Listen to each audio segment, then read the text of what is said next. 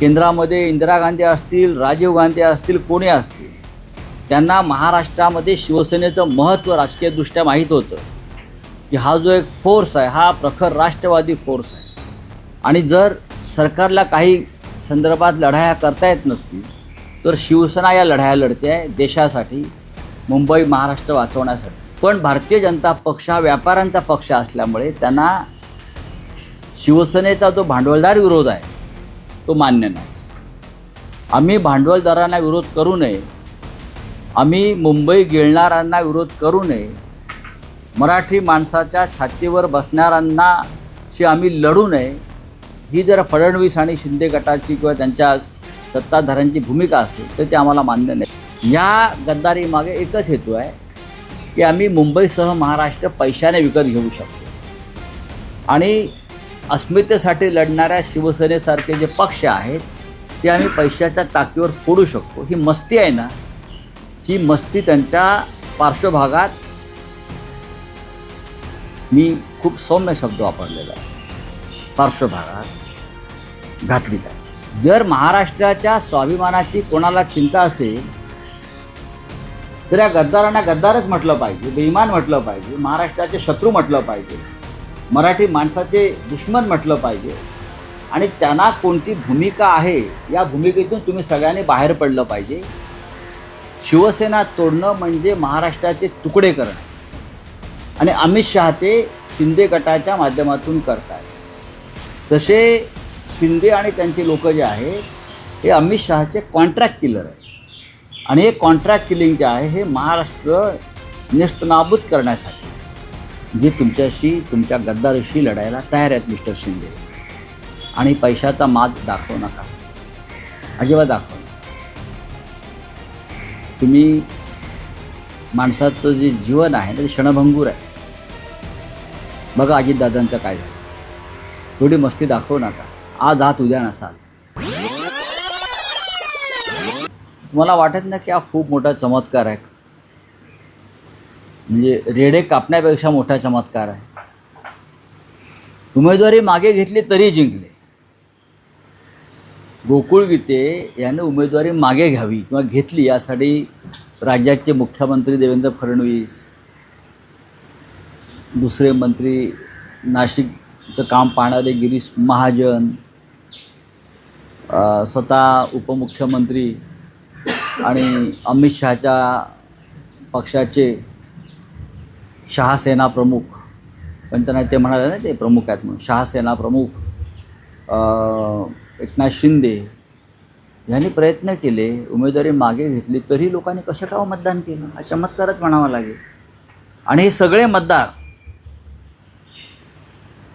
मतदार शिंदे गटाचे आणि भाजपचे, ज्यांना सुरक्षित ठेवलं होतं ठाण्यात, आपल्याला माहिती असेल, एकनाथ शिंदे यांच्या निगराणीखाली, आणि आदल्या दिवशी ते गेले मतदानासाठी आणि शिंदे गटाच्या उमेदवाराच्या विरुद्ध मतदान केलं. याचा अर्थ भारतीय जनता पक्षाच्या सर्व मतदारांनी अपक्ष उमेदवार गोकुळ गीते यांना मतदान केलं. हा एक रोष आहे. गोकुळ गीते यांनी शिवसेनेकडे सहकार्य मागितलं, आम्ही त्यांना ते दिलं.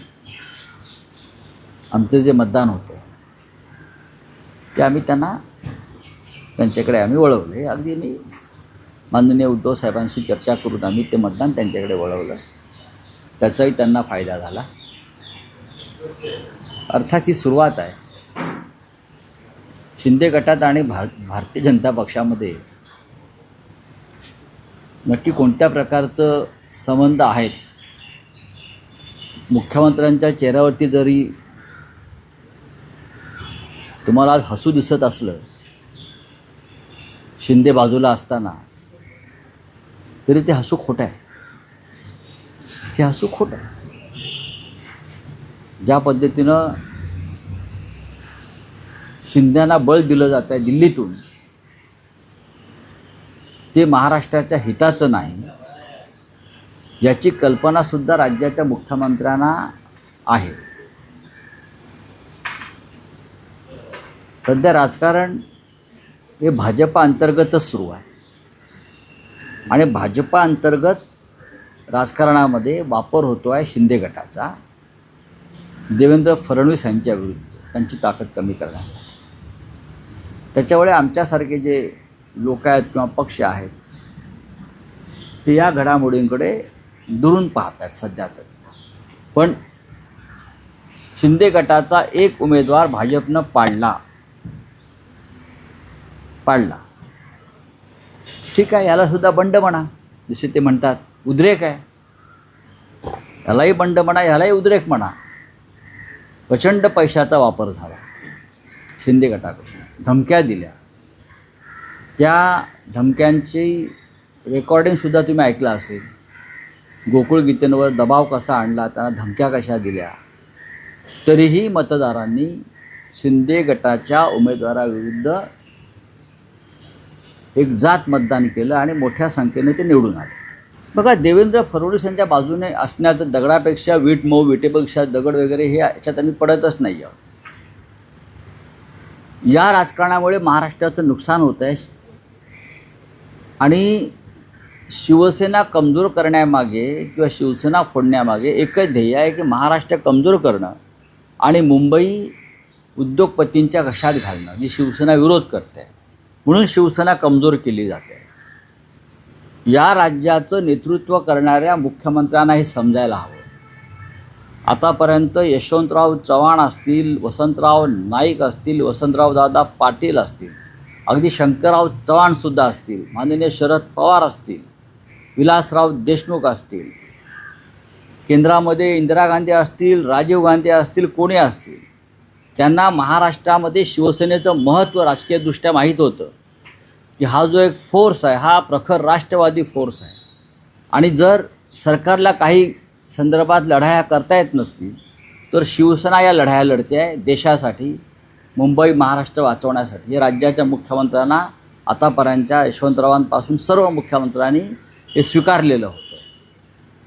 पण भारतीय जनता पक्ष हा व्यापाऱ्यांचा पक्ष असल्यामुळे त्यांना शिवसेनेचा जो भांडवलदार विरोध आहे तो मान्य नाही.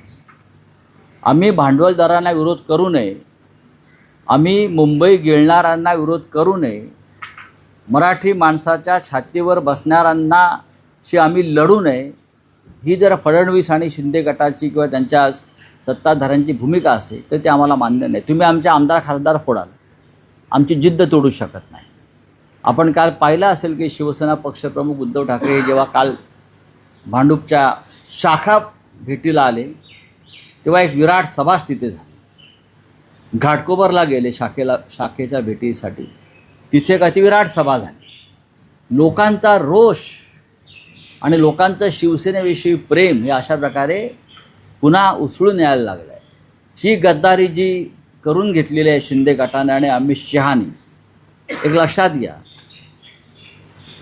या गद्दारीमागे एकच हेतू आहे की आम्ही मुंबईसह महाराष्ट्र पैशाने विकत घेऊ शकतो आणि अस्मितेसाठी लढणाऱ्या शिवसेनेसारखे जे पक्ष आहेत ते आम्ही पैशाच्या ताकदीवर फोडू शकतो. ही मस्ती आहे ना, ही मस्ती त्यांच्या पार्श्वभागात, मी खूप सौम्य शब्द वापरलेला आहे, पार्श्वभागात घातली जाईल. नाही, आम्ही कोणाच्या बाजूने असण्याचा प्रश्नच येत नाही ना. भूत की राक्षस, आम्ही कोणाच्या बाजूने का राहू, आम्ही आमच्या भूमिका घेऊन लढत राहू. पण जर शिंद्यांसारखे जे सैतान आहेत निर्माण झालेले किंवा अमित शहाने निर्माण केलेले जे सैतान हे देवेंद्र फडणवीस यांच्याही मानेवरती बसून उद्या त्यांचा गळा दाबण्याची शक्यता मला वाटते आहे. अशा वेळेला आम्हालासुद्धा काहीतरी एक राज्याच्या हितासाठी भूमिका घ्यावी लागेल. अधिक सैतानाला मारायचं की अधिक काय करायचं तर आम्ही पाहू ना उद्धवजी निर्णय घेतील या संदर्भात. गद्दाराला भूमिका असते का हो? तुम्ही ओम निंबाळकरांचं जे नाव घेत आहे ते एक नामचीन गद्दार आहेत, नामचीन. त्यांच्याबरोबरचे जे इतर लोक आहेत ते सुद्धा नामचीन गद्दार आहेत. गद्दाराला भूमिका असते मी आत्ता ऐकले. इतिहासामध्ये जे काही बेईमान झाले, गद्दार झाले, मीर जाफरपासून ते आपल्या महाराष्ट्रामध्ये सुद्धा त्यांना का भूमिका असू शकते का? नाही ना.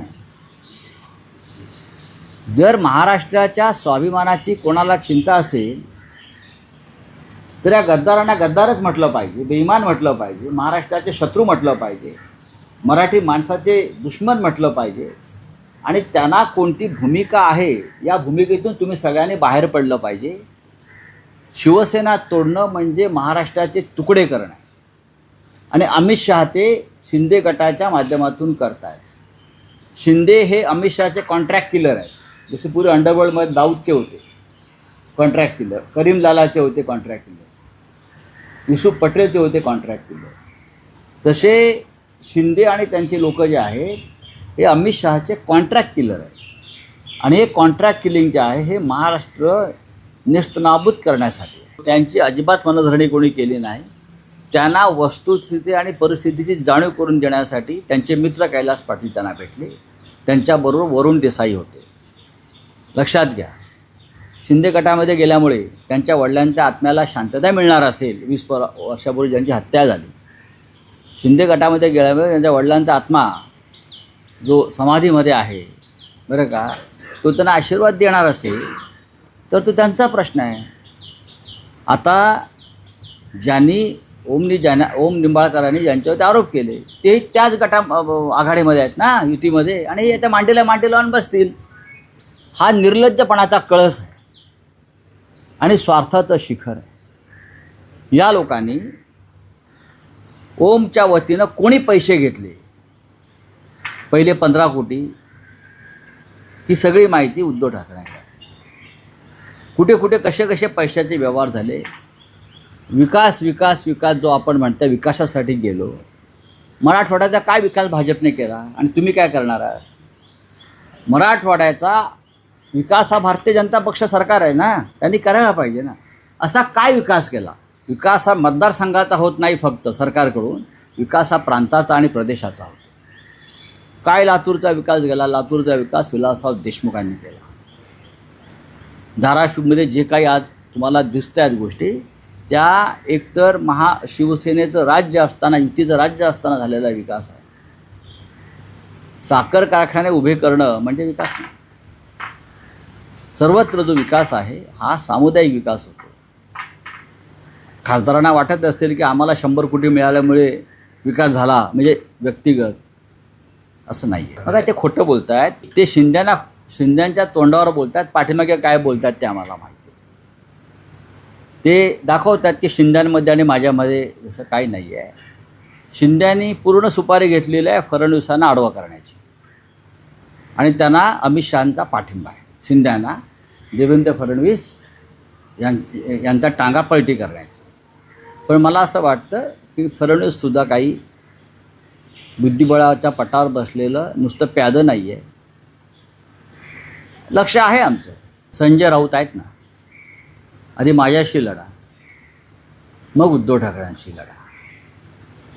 मी परत सांगतो तुम्हाला, माझ्यासारखे हजारो लोक आजही पक्षामध्ये आहेत, लाखो, जे या पक्षासाठी, ठाकरे कुटुंबासाठी जीवाची बाजी लावायला तयार आहे. पैशासाठी नाही, पैशासाठी नाही. बाळासाहेब ठाकरेंच्या या पक्षासाठी आमच्यासारखे लाखो लोक आहेत, माझ्यासारखे, जे तुमच्या गद्दारीशी लढायला तयार आहेत. मिस्टर शिंदे, आणि पैशाचा माज दाखवू नका, अजिबात दाखवू नका. तुम्ही माणसाचं जे जीवन आहे ना ते क्षणभंगूर आहे. बघा अजितदादांचं काय झालं. थोडी मस्ती दाखवू नका. आज आहात उद्या नसाल. हे दोन्ही लोक पक्षाचे महत्त्वाचे लोक आहेत. भास्कर जाधव असतील किंवा मिलिंद नार्वेकर असतील, पक्षाचे महत्त्वाचे लोक आहेत. मला असं वाटतं की सार्वजनिक मतप्रदर्शन करण्यापेक्षा संयमानं वागलं पाहिजे. आणि जर संयम कमी पडत असेल तर थोडा माझ्याकडून घ्या. माझ्याकडून थोडा संयम घ्या आणि मग त्या संयमाचा वापर सार्वजनिक जीवनात करा. माझे सहकारी आहेत दोन्ही, भास्करराव जाधव काय, आमचे मिलिंद नार्वेकर काय. पक्षाला सध्या संयमाची गरज आहे. थोडा संयम पाहिजे अंतर्गत बाबीमध्ये. ज्या गोष्टी बंद खोलीमध्ये आपण बसून चर्चा करू शकतो ते सार्वजनिक करू नका. माझ्यावरसुद्धा असे प्रसंग आले, पण मी कधी जाहीरपणे याच्यावरती कधी मत व्यक्त केलं नाही. या दोन आमच्या सहकार्याने सुद्धा त्याबाबत थोडं पथ्य पाळावं, संयम पाळावं. संयमाचे धडे द्यायला मी काय का आमदार काय 20 आमदार आहेत आमचे. 20 पैकी 16 आमदार की 13 आमदार असे आकडे सांगितले जाते. नाही, 20 पैकी 27 असतील. 20 पैकी 27 असतील. कदाचित परिषदेतले मिळून. पण सुनील राऊत कुठे आहेत? ते गेले का सोडून? नाही. काय ते 20 आमदार चाललेत म्हटले. अरे थोडा एक नाही, सांगतो मी तुम्हाला. अरे हे 20 आमदार आहे, त्याचे 10 मुंबईतले आहेत. 10 मुंबईतले आहेत, लक्षात घ्या. हो हो. बघू ना. हा. नाही म्हटले 20 आमदारांपैकी 16 सोडून चालले, तर सुनील कुठे आहेत बघा म्हटलं. हां नाही, सुनील राऊत, वरुण सरदेसाई, आदित्य ठाकरे, हा. तुम्ही यांची नावं घ्याल. संजय पोतनी, सुनील प्रभू, तुम्ही यांची नावं घ्याल. असं नाही आहे बाळांनो. सगळेच पैशाला विकले जात नाही. सगळेच स्वार्थासाठी विमान विकत नाहीत. सगळे जे आता 6 जण गेलेत त्यांची भविष्यामध्ये काय अवस्था होते हे तुम्हाला कळेल. चला, धन्यवाद.